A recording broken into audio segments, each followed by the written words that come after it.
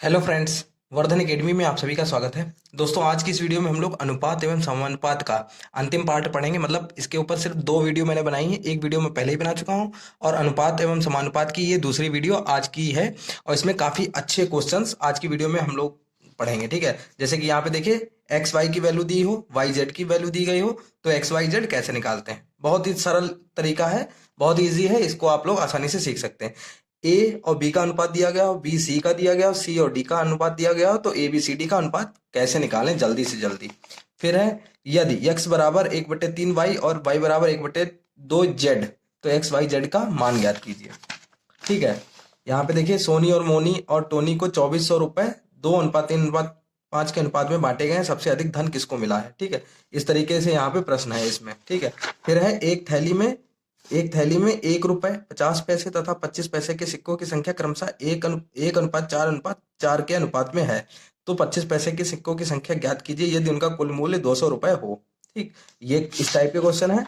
और लास्ट में आपके हैं, दो व्यक्तियों की आय का अनुपात 5:3 है, जबकि उनके व्यय का अनुपात 9:5 है। यदि वे क्रमशः 1300 रुपए और 900 रुपए बचाते हैं, तो प्रत्येक की आय ज्ञात कीजिए। तो इस प्रकार के क्वेश्चन आज की वीडियो में सम्मिलित किए गए हैं और ये काफी इंपॉर्टेंट हैं, तो इनको आप लोग खूब अच्छे से देखिएगा। और मैं आप लोगों से एक बात कहना चाहूंगा कि मुझे पता चल जाता है कि मतलब लोग, काफी कम लोग इसको, मतलब वीडियो को पूरा देखते हैं। बहुत कम लोग ऐसे हैं जो इनको देख, मतलब पूरा देखते हैं। लोग सिर्फ इस चक्कर में डरे घूम रहे हैं कि स्नातक स्तरीय पेपर बताया गया। ठीक है, ये बहुत सवाल आता है कि स्नातक स्तरीय पेपर बताया गया। स्नातक स्तरीय पेपर का मतलब है, आपका जो सिलेबस है वो आप अगर देख लें तो 10th लेवल से ऊपर का आपका सिलेबस है ही नहीं। लेकिन जो कठिनाई स्तर है वो उन्होंने कहा है कि कठिनाई स्तर आपका ग्रेजुएशन लेवल होगा। तो आप पूर्णांक में ग्रेजुएशन लेवल क्या देंगे। ठीक है, पूर्णांक संख्या पूर्ण संख्या इनमें क्या देंगे।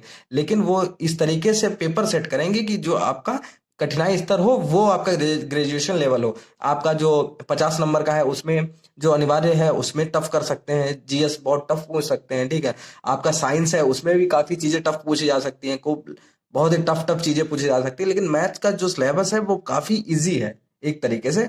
लेकिन फिर भी अभी अभी कई ऐसे चैप्टर आएंगे जिसमें बहुत ही टफ टफ क्वेश्चंस भी आएंगे। ठीक है, तो चलिए आज की वीडियो स्टार्ट करते हैं और देखते हैं अनुपात एवं अनुपात में किस प्रकार के प्रश्न है।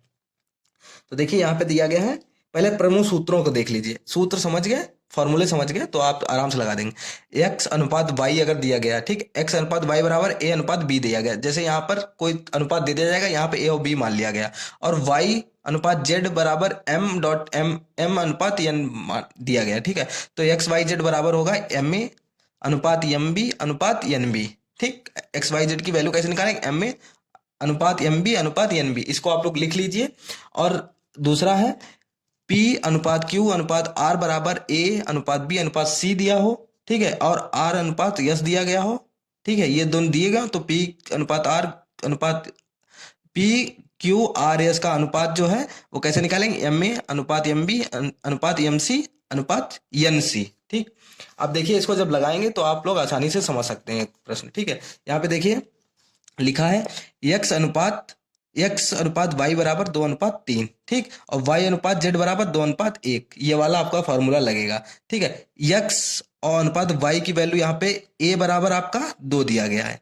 ए बराबर पहले लिख लीजिए, ज्यादा सरल रहेगा। ए बराबर आपका 2 दिया गया है और बी बराबर 3 दिया गया है। इसी तरीके से वाई अनुपात जेड क्या दिया गया है आपका, एम अनुपात एन, मतलब यम आपका दिया गया है, यम दिया गया है 2 और यन दिया गया है आपका 1। देखिए, अब काफी इजी क्वेश्चन हो गया है, अब बहुत ही इजी क्वेश्चन हो गया है। बस एक्स वाई जेड की जो वैल्यू, अनुपात की वैल्यू निकालनी है, सीधे रख दीजिए, यम ए अनुपात यम बी। ठीक, यम यम ए और बी जो जितनी संख्या है उसमें शुरुआत की दोनों में यम रहेगा और लास्ट में यन आ जाएगा, यन सी।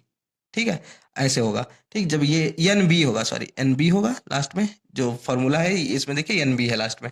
ठीक, इस फॉर्मूले को लिख लीजिए और यहाँ पर देख के समझ लीजिए। ठीक, अब क्या करना है, यम की वैल्यू कितनी है, आराम से यहाँ से उठा लीजिए, 2, ए की वैल्यू 2 अनुपात यम की है 2, बी की है 3 अनुपात एन की 1 है और बी की आपकी है 3। देखिए, 2 दूनी 4, 3 दूनी 6 और 3 एकम 3, यही आपका आंसर होगा। कितना इजी है। सीधे आप लोग देखिए, ये फार्मूला बस आपको याद हो, एक्स अनुपात वाई बराबर ए अनुपात बी और वाई अनुपात जेड बराबर यम अनुपात यम। ठीक है। तो एक्स वाई जेड का अनुपात आपको निकालना है, कैसे निकालेंगे, ठीक है। ये फॉर्मूला आपको पता हो, आप लोग सीधे इसमें वैल्यू पुट कर दीजिए, सीधे रख लीजिए। एक पहले लिख के देख लीजिए, जो लोग थोड़े से मैथ्स में कमजोर हैं वो लोग पहले ही ए की वैल्यू अलग रख लें। ए बराबर आपका यहाँ पे दिया गया 2, बी बराबर 3 दिया गया, एम बराबर 2 दिया गया, एन बराबर 1 दिया गया। सीधे फॉर्मूला रखे, आंसर आपका आ जाएगा। इसी तरीके दूसरा क्वेश्चन देखिए, लगभग वैसे ही है। अब यहाँ पे देखिए ए अनुपात बी, अभी इसमें ये वाला फार्मूला भी लगेगा और ये वाला फार्मूला भी लगेगा, दोनों फार्मूले लगेंगे, ठीक है। क्योंकि अगर आपके चारों पी क्यू आर एस, इसमें देखिए ए बी सी डी चारों का पूछा गया, इसमें भी पी क्यू आर एस 4 का दिया गया, ठीक, 4 का देना है तो आपके पास कम से कम एक आपका हो जिसमें 3 का अनुपात दिया गया, लेकिन इसमें तीनों का अनुपात कहीं पे नहीं दिया गया। ए अनुपात बी दिया गया है, बी अनुपात सी दिया गया और सी अनुपात डी दिया गया। तो ए अनुपात बी और बी अनुपात सी से आप ए बी सी का निकाल लीजिए, जैसे इस वाले फॉर्मूले से। तो ए अनुपात बी कितना है, ए अनुपात बी बराबर 1:4 है, और बी अनुपात सी कितना है, 2:1 है। तो हमारा जो ए अनुपात बी, तो ए हमारा कितना हो गया, 1 हो गया, बी बराबर हो गया 4, ठीक, बी बराबर आपका 4 हो गया। यम बराबर कितना हो गया, दूसरे वाले अनुपात में यम और यन मानते हैं, तो यम बराबर आपका हो गया 2 और यन बराबर 1 हो गया। अब ए अनुपात बी अनुपात सी निकाल लीजिए, ठीक है। ए अनुपात बी अनुपात सी निकाल लेंगे, फिर सी और डी का दिया गया, इस वाले फार्मूले से आंसर ले आएंगे, ठीक है। क्या होता है, यम ए अनुपात यम बी अनुपात यन बी, ठीक, यही तो होता है फॉर्मूला। यम कितना है, 2 × 1 अनुपात 2 × बी है 4 अनुपात यन कितना है, 1 × बी कितना है 4, तो 2:8 अनुपात 4। ये आपका क्या हो जाएगा, ये हो जाएगा आपका ए अनुपात बी अनुपात सी, ठीक, ये आपका ए अनुपात बी अनुपात सी 2 4 8, ये आपका इतना आ गया। और आपका दिया गया है सी अनुपात डी बराबर, सी अनुपात डी बराबर आपका दिया गया है, कितना दिया गया, 1:2, ठीक, 1:2 दिया गया है सी अनुपात डी। तो यहाँ पे देखिए बिल्कुल वैसे बन गया, ए बी सी दिया गया है, पी क्यू आर एस जैसे दिया गया वैसे ए बी सी की यहाँ पे वैल्यू दी गई, आर एस की जगह पर सी डी की दी गई है, बस अपने निकाल लीजिए। अब ए बी सी में तो सीधे सीधे ए कितना है, अब इसमें एक ए बराबर 2 है, बी बराबर 8 है, सी बराबर 4 है, और यम बराबर आपका कितना है, 1 है, और यन बराबर 2 हो गया, ठीक। एम एन आपका कितना हो गया, 2 और 1 और 2 हो गया, ठीक, 1 और 2 हो गया। अब इसका फॉर्मूला क्या होता है, अब सीधे आप लोग वहीं से रख दीजिए। फॉर्मूला होता है इसका ए अनुपात बी अनुपात सी अनुपात डी, मतलब चारों अनुपात निकालने के लिए यम ए अनुपात यम बी अनुपात यम सी अनुपात यन सी, ठीक। शुरुआत वाले 3 एक बार में आ जाते हैं, ये मैंने पहले बताया था, ठीक है। यम ए यम बी, देखिए तीनों में यम है, तीनों के साथ यम है, फिर लास्ट में यन सी, लास्ट वाले के साथ यन आ जाता है, ठीक है। अब रख लीजिए, यम कितना है 1 गुणा ए कितना है 2 अनुपात यम बी, यम कितना है आपका 1 ही है, बी कितना है 8, यम आपका 1 है, सी कितना है 4, फिर यन आपका 2 है और सी आपका है 4, तो ये हो जाएगा 2:8:8, 4:4, 4×2=8, ये आपका अनुपात हो जाएगा। इसमें देखिए इसमें कुछ कॉमन भी हो जाएगा, क्योंकि 2 4 2 8 4 8 है, तो इसमें 2 अगर कॉमन ले लेंगे, 2 से सबको भाग दे दीजिए, तो हो जाएगा 1:4:2:4, ये आपका आंसर हो जाएगा, ए अनुपात बी अनुपात सी अनुपात डी। आंसर अगर पेपर में इस टाइप से क्वेश्चन आ जाए तो इस टाइप से ये भी आंसर रखा जा सकता है और ये भी रखा जा सकता है, ठीक है, दोनों यहाँ पे सही माने जाएंगे, ठीक। अब नेक्स्ट क्वेश्चन देखते हैं, ये भी काफी अच्छा क्वेश्चन है, ये भी इसी टाइप से बिल्कुल ऊपर वाले क्वेश्चन की तरह है। x बराबर 1/3 वाई है, तो y जो है इसको सीधे x के नीचे लाइए, गुणे में है इधर आएगा, तो x/y बराबर हो जाएगा 1/3। इसी तरीके से यहाँ z है, z भी अपॉन में y क्या आ जाएगा, y/z बराबर 1/2, तो ये अनुपात हो जाएगा x अनुपात y बराबर 1:3 हो जाएगा, y अनुपात z बराबर 1:2 हो जाएगा। और x y z की वैल्यू पूछी गई, इसमें भी वही निकाल लीजिए, a बराबर आपका 1 हो गया, पहले अनुपात से ले लीजिए, b बराबर 3, यम बराबर आपका 1 हो गया, यन बराबर 2 हो गया, अब वही निकाल दीजिए, x अनुपात y अनुपात z बराबर, ठीक, यम ए यम बी यन बी, ठीक, यही तो होगा आपका एन बी। अब इसकी वैल्यू रख दी, यम कितना है, यम है 1, ए है 1, अनुपात यम आपका 1 है, बी आपका है 3, अनुपात यन आपका 2 है, बी अनुपात 3, तो 1:3:6, ये आपका आंसर होगा x अनुपात y अनुपात z का, 1:3:z, 6। ठीक है, तो ये फार्मूला आपको याद होना चाहिए, इसको आप लोग नोट कर लीजिए। ठीक है, इसको आप लोग नोट कर लीजिए आराम से, इसको पॉज करके वीडियो को आराम से नोट कर लीजिए। और आप लोग, मतलब सबसे नहीं, जो लोग चाहते हो, मतलब जो लोग चाहते हैं कि मतलब आप उनका मैथ्स का पेपर अच्छा हो, काफी अच्छा हो, तो वो लोग ये वीडियो सारी देखते रहें, बहुत अच्छे से देखते रहें।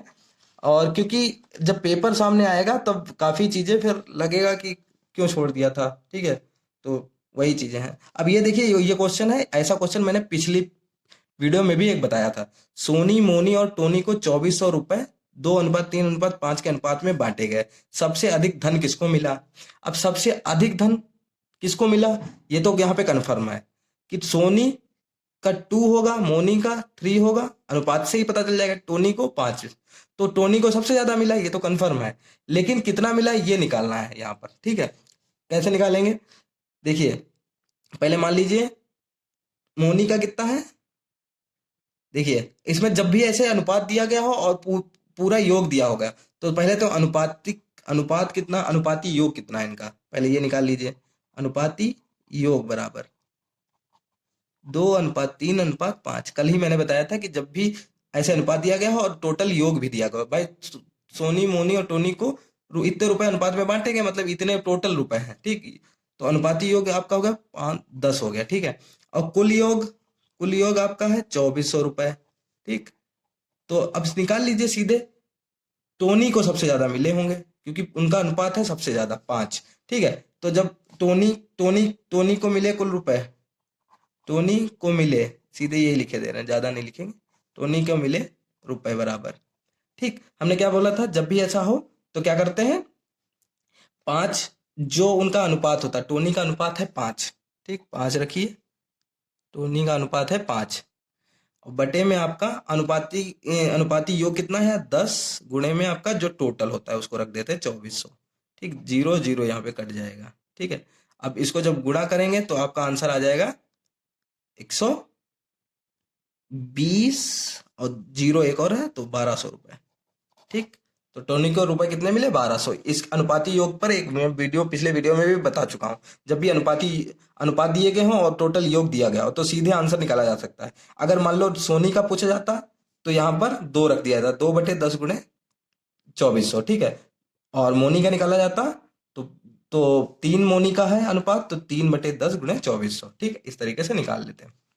अब देखिए, नेक्स्ट क्वेश्चन है, ए, बी और सी में 3500 रुपए का इस प्रकार वितरित किए गए कि ए बी बराबर 5:4 तथा बी सी बराबर 3:2, तो बी को कितने रुपए प्राप्त हुए?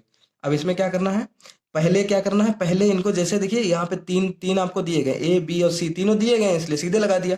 लेकिन इसमें आपको ए बी और सी का अनुपात निकालना है, फिर यही रूल पूरा लगा देना है। तो ए बी वही निकालने के लिए वही फॉर्मूला पीछे वाला। ठीक है, तो इससे निकाल लीजिए, ए कितना है, ए बराबर 5 हो गया, बी बराबर 4 हो गया। ठीक, यम बराबर 3 हो गया, सॉरी, और यन बराबर 2 हो गया। ठीक, तो ए अनुपात बी अनुपात सी बराबर क्या हो जाएगा, यम ए अनुपात यम बी अनुपात यन बी। ठीक, यम ए अनुपात, तो कितना हो जाएगा, यम कितना है आपका 3, ए कितना है 5। ठीक, फिर अनुपात यम कितना है आपका 3, बी कितना है 4, फिर यन कितना है 2, बी कितना है आपका 4, 5×15, 4×12, 4×2 8, ये आपका अनुपात आ गया। अब जब आपके पास अनुपात आ गया है तो वही सेम प्रोसेस ये वाली इधर वाली लग जाएगी। अब देखिए, 3500 आपका कुल योग है, कुल योग आपका, कुल रुपए कितने हैं, 3500 हैं। ठीक, 3500 रुपए। ठीक है, और अनुपाती योग आपका कितना हो जाएगा, अनुपाती योग बराबर 15 + 12 + 8, तो आपका ये हो जाएगा 35। ठीक, अनुपाती योग आपका 35 हो गया। अब पूछा गया था बी को कितने रुपए प्राप्त हुए, तो बी का अनुपात कितना है, बी बीच में है तो 12 है। ठीक है, तो बी को प्राप्त रुपए बराबर, बी का कितना है 12 है, तो 12 उनका ऊपर हो जाएगा जितना योग अनुपात होता है, बट्टे में जो अनुपाती योग होता है वो आ जाता है, गुणे में टोटल जो आता है, टोटल कितना है 3500। 3500, 35 से 35 कट जाएगा तो ऊपर बचेगा 100, तो जो बचेगा 12 × 100, तो बी को प्राप्त रुपए कितने हो जाएंगे? 1200 रुपए। ठीक है, यहाँ पे देखिए, यहाँ पे ए बी और बी सी का अनुपात दिया गया था और बिल्कुल वैसे ही था, कुल योग भी दिया गया था। तो ए बी सी की मतलब अनुपात निकाल लिया। जब ए बी सी का अनुपात आ गया तो फिर अनुपाती योग और कुल योग की सहायता से इस तरीके से हम लोगों ने सॉल्व कर लिया। ठीक है, नेक्स्ट क्वेश्चन देखते हैं।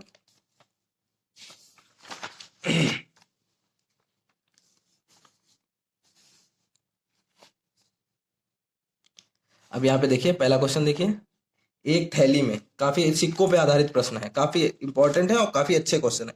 एक थैली में 1 रुपए, 50 पैसे तथा 25 पैसे के सिक्कों की संख्या क्रमशः 1:4:4 के अनुपात में है। मतलब 1 रुपए के का अनुपात 1 है, 50 पैसे का 4 है और 25 पैसे का भी 4 के अनुपात में है। तो 25 पैसे के सिक्कों की संख्या ज्ञात कीजिए यदि उनका कुल मूल्य 200 रुपए हो। ठीक है, 200 रुपए कुल दिया गया। इस प्रकार के जब भी प्रश्न हो तो माना 1 रुपए के सिक्के बराबर x, ठीक, और 50 पैसे के सिक्के बराबर कितना है? 4x हो जाएगा। और 25 पैसे के सिक्के बराबर ये भी 4x हो जाएंगे। ठीक है, तो ये सिक्के आपके आ गए। ठीक है, ये तो आपका 1 रुपए का सिक्का है, तो एक सिक्का बराबर 1 रुपए के हो गया। ठीक, टोटल रुपए आपके 200 दिए गए, तो इनको रुपए में कन्वर्ट कैसे करेंगे? ठीक है, 1 रुपए का अगर एक सिक्का है तो ये तो पूरा 1 रुपया ही रहा। ठीक है, प्लस 50 पैसे, 50 पैसे में कितने रुपए होते हैं? 1/2 रुपए होता है। मतलब रुपए का 1/2 भाग, 2वां भाग होता है, आधा होता है ना, 1 रुपए का आधा होता है। तो 4x है, इसको भी आधा कर देंगे तो ये आपके 2 रुपए समझो एक तरीके से बन जाएंगे। ठीक है, 50 पैसे को अगर मतलब 50 पैसे हों तो आपके 2 रुपए बन जाएंगे। ठीक है, तो यहाँ पे देखिए 50 पैसे आधा होता है, इसलिए 4x/2 कर देंगे। ठीक, मतलब 4 आपके पास 50 पैसे के सिक्के हों तो वो आपके कितने बनेंगे? 2 रुपए के बराबर बनेंगे। ठीक है, फिर 25 पैसे के सिक्के, 25 पैसे के भी 4 है और 25 पैसे एक कौन सा भाग होता है 1 रुपए का? 1 रुपए का 1/4वां भाग होता है, 1/4वां भाग होता है। ठीक है, 1 रुपए में 100 पैसे होते हैं, तो 25 पैसे हैं तो 1/4वां भाग है, तो इसको 4 से भाग दे देंगे। ठीक, अब ये सारे रुपए में कन्वर्ट हो गए। ठीक है, और टोटल रुपए ये सारे मिला के रुपए हो गए पूरे, और टोटल रुपए बताए गए हैं 200 रुपए हैं। ठीक, 200 रुपए हैं। अब इनका एलसीएम ले लीजिए, एलसीएम लेना तो पता ही होगा, चार चार चार ले लीजिए एलसीएम। ठीक है, 4 है। अब एक चक्कू 4 है, यहां से देखिए एक चक्कू 4 है, तो जब नीचे 4 से गुणा हो रही है तो ऊपर भी 4 से गुणा होगी, तो हो जाएगा 4x प्लस 2 दूनी 4, 2 से गुणा नीचे हो रही है तो 2 से गुणा ऊपर भी, तो 4 दूनी 8x। 4 एकन 4, एक ही से गुणा हो रही है तो 1 से गुणा करोगी तो 4 एकन 4। ठीक, ये 200 रहेगा। ठीक है, ये ऊपर जब जोड़ेंगे तो 16x/4 बराबर 200। ठीक, ये कट जाएगा 4 चक्कू 16, तो 4x बराबर 200। ठीक है, x बराबर आपका आ जाएगा 200/4, 4×5 = 20, x बराबर 50। ठीक, x बराबर 50 आ गया और पूछा गया था 25 पैसे के सिक्कों की संख्या ज्ञात कीजिए। तो 25 पैसे के हम लोगों ने सिक्के कितने माने थे? 4x, ये सिक्के माने थे। इसको रुपए में बदलने के लिए 4 से भाग दे दिया, क्योंकि 25 1 रुपए का चौथा भाग होता है। ठीक है, और 50 पैसे 1 रुपए का दूसरा भाग होता है, तो बटे 2 कर दिया। ठीक, तो 4x 25 पैसे के सिक्के हैं, इन्हीं का निकालना है। तो 25 पैसे के सिक्के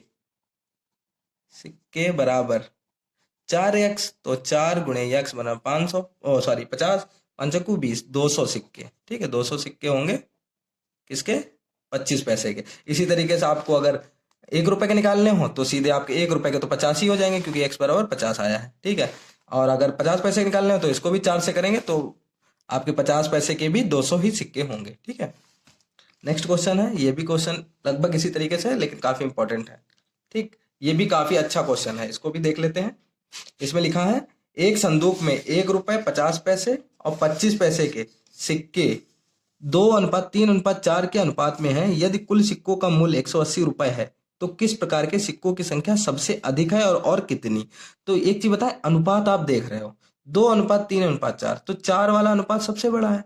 तो अगर पूछा जाए किस प्रकार के सिक्कों की संख्या सबसे अधिक है, तो सबसे 4 किसका अनुपात है? 25 का। तो ये तो आंसर आपका यहीं पे आ गया कि 25 पैसे की सिक्कों की संख्या सबसे अधिक है, लेकिन और कितनी पूछा गया, तो कितनी निकालने के लिए वही करना होगा आपको, बिल्कुल सेम प्रोसेस वही रहेगी आपकी, ठीक है। कि आपने माना 1 रुपए के सिक्के, सिक्के बराबर यक्स, ठीक है।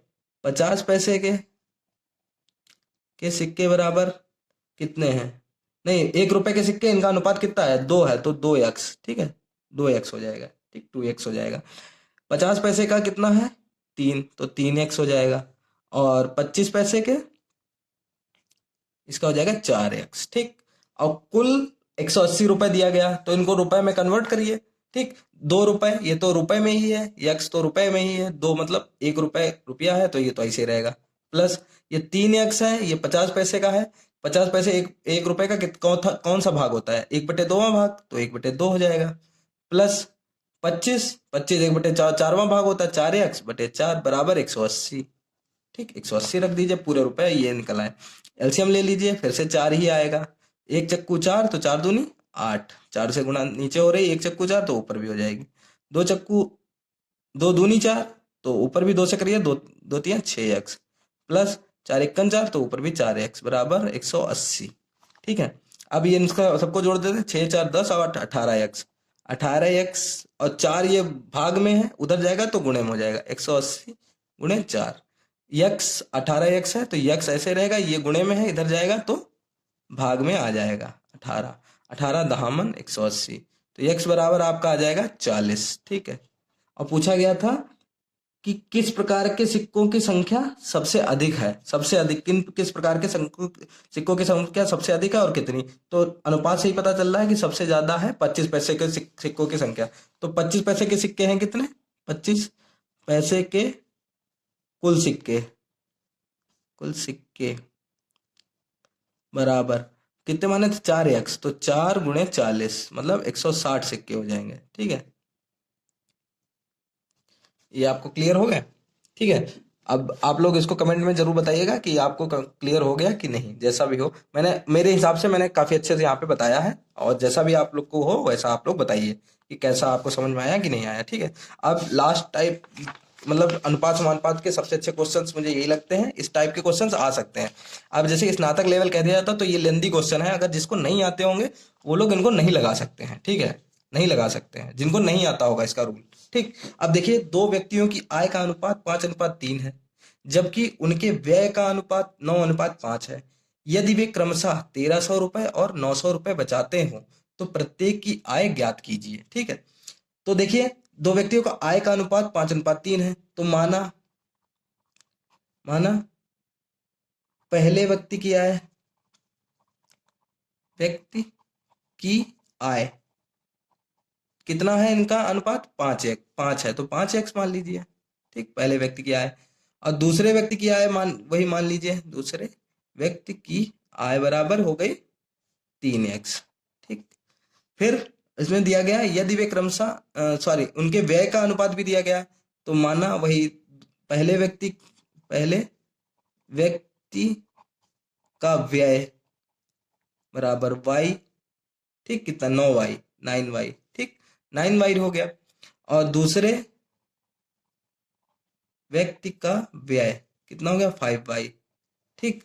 अब कहा गया है, यदि वे क्रमशः 1300 रुपए और 900 रुपए बचाते हैं, बचत कैसे निकलेगी, जितनी उनकी आय है उसमें से खर्चे निकाल दीजिए, जितना रुपए कमाते हैं उतने में से माइनस कर दीजिए उनके, जो वो रुपए खर्च कर रहे हैं, तो समझ लीजिए बचत आ गई। और बचत कितनी है, बचत 1300, पहला व्यक्ति 1300 बचाता है, दूसरा व्यक्ति 900, तो पहले व्यक्ति की बचत,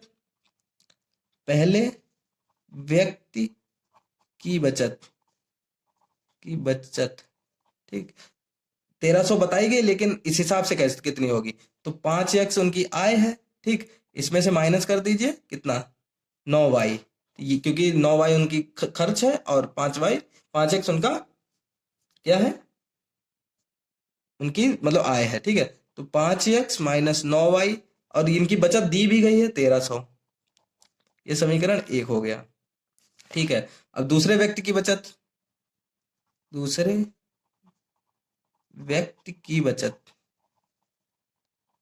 ठीक है, तो इनकी आय कितनी थी दूसरे की, 3x थी, माइनस घटा दीजिए कितनी, 5y उन्होंने इनका खर्च था, तो इनकी भी दी गई है 5y बराबर 900 रुपए। ठीक, ये समीकरण 2 बन गया। ठीक, अब इसको सॉल्व कैसे करते हैं, इन दोनों को अगर साथ में रख लीजिए, ये दूसरा है और पहले को भी इसके साथ रख लेते हैं। ठीक है, पहले को, पहला पहला कौन सा है आपका, 5x माइनस 9y बराबर 1300। ठीक, ये पहला है। ठीक, अब इनको सॉल्व कैसे करते हैं, समीकरण आपको सॉल्व करना उम्मीद है आता ही होगा अगर मैथ साइंस से हैं। ठीक है, या तो देखिए इसको x और x बराबर हो जाए या तो y बराबर हो जाए, तो इनमें से किसको बराबर करेंगे। ठीक है, तो इनको y को बराबर कर लें, तो क्या करते हैं, जब भी समान ना हो, जब समान होता तब तो आसान हो जाता है, लेकिन एक जैसा बनाने के लिए, अब यहाँ 9 है यहाँ 5 है, तो 5 को इस समीकरण से गुणा कर दीजिए, 5 से इस समीकरण को गुणा कर दीजिए, और इस समीकरण को, ये जो दूसरा समीकरण है इसको कर दीजिए 9 से, 5 से नीचे और 9 से ऊपर, 9 से गुणा करेंगे तो ऊपर वाले को पहले करते हैं, 9 तिया 27, x माइनस 9 पचे 45, y बराबर 9 में 8100। ठीक, ये हो गया। फिर दूसरे को करते हैं, 25x माइनस 9 पचे 45y, सॉरी 45y, ठीक, बराबर 13 पचे 6500। ठीक, अब इन दोनों को घटा दीजिए, इन दोनों को जब घटा देंगे तो ये माइनस हो जाएगा, 27 में से 25 चले गए, ये माइनस में हो गया, ये प्लस में हो जाएगा 45y, ये हो जाएगा माइनस में, तो प्लस ऊपर माइनस का हो गया, नीचे प्लस का अब हो गया 45, तो ये दोनों कट जाएंगे, प्लस माइनस कट जाएंगे, 27 प्लस का है, माइनस का 25x है, तो 2x आपके बचेंगे, इधर प्लस का 8100 है, माइनस का 6500 है, जब इसको घटाएंगे तो आपका आ जाएगा 1600। ठीक, तो x बराबर आपका आ जाएगा 1600 बटा 2, मतलब कि 800, x बराबर 800। और पूछा क्या गया था, तो प्रत्येक की आय ज्ञात कीजिए। ठीक है, प्रत्येक की आय ज्ञात कीजिए, तो पहले व्यक्ति की आय, पहले की आय कितनी मानी थी, 5x, 5x मतलब 5 गुणे 8, 800, तो हो गया 4000 रुपए। ठीक है, और दूसरे की आय बराबर, आय मानी थी 3x, तो 3 गुणे 8 मतलब 2400 रुपए। ठीक है, इस तरीके से सॉल्व हो जाएगा। ठीक है, ये क्वेश्चन, लास्ट क्वेश्चन है, ये काफी अच्छा क्वेश्चन है। यहाँ पर इसको देखिए, माना, सॉरी, पहले ए और बी की आय का योग 33,000 रुपए है। ए अपनी आय का 60% और बी अपनी आय का 75% खर्च करता है। उनकी बचतों में 4:3 का अनुपात हो तो बी की आय ज्ञात करिए। ठीक है, तो माना ए की आय,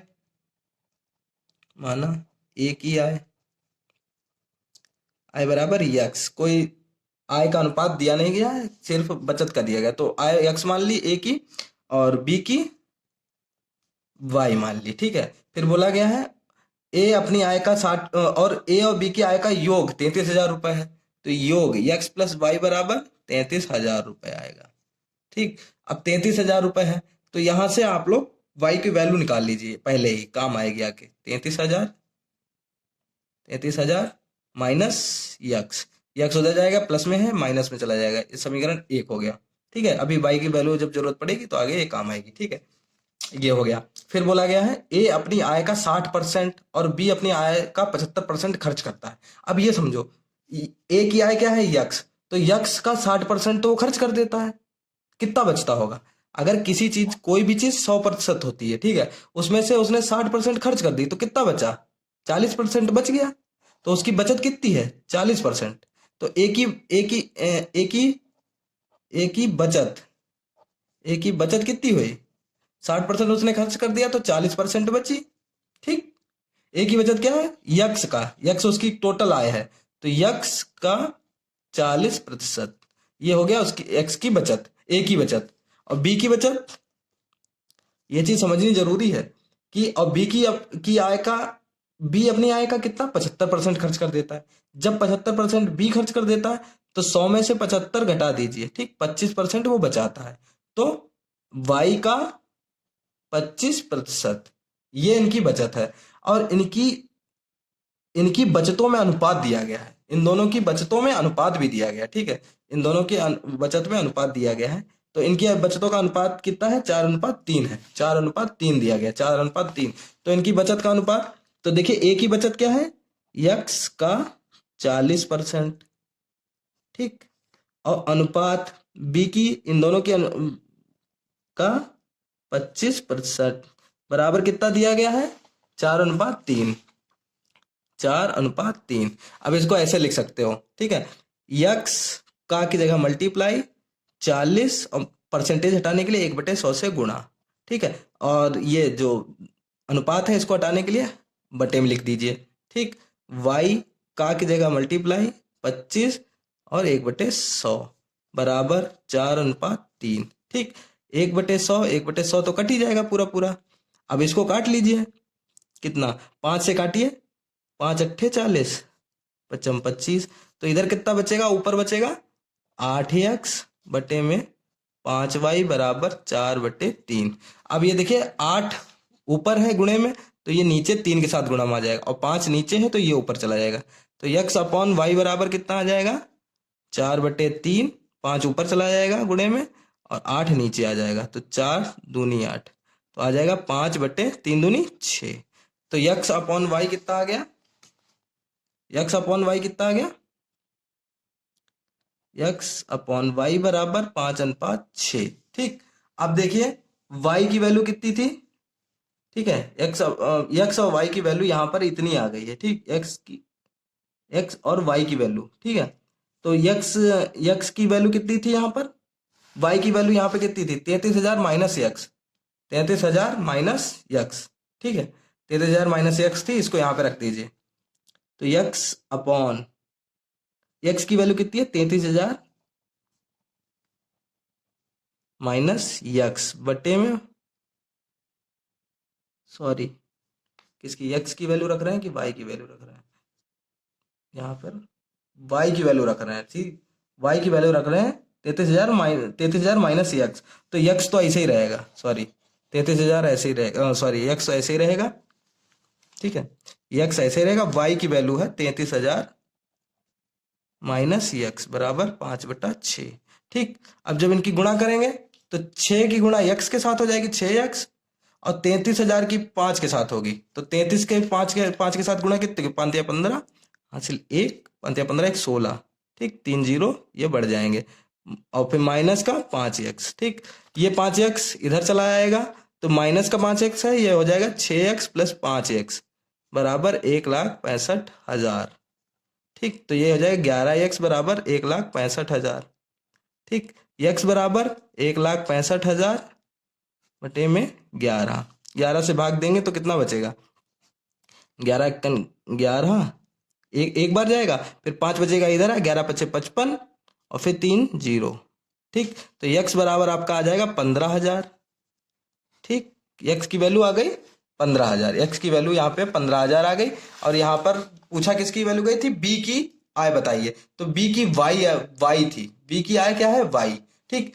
तो x की आ गई, a की आय आपकी आ गई 15,000, और b की आय यहीं से निकाल लीजिए, ठीक है। जैसे यहाँ पे दिया गया है, जगह थोड़ी सी कम बची है, अभी देखते हैं।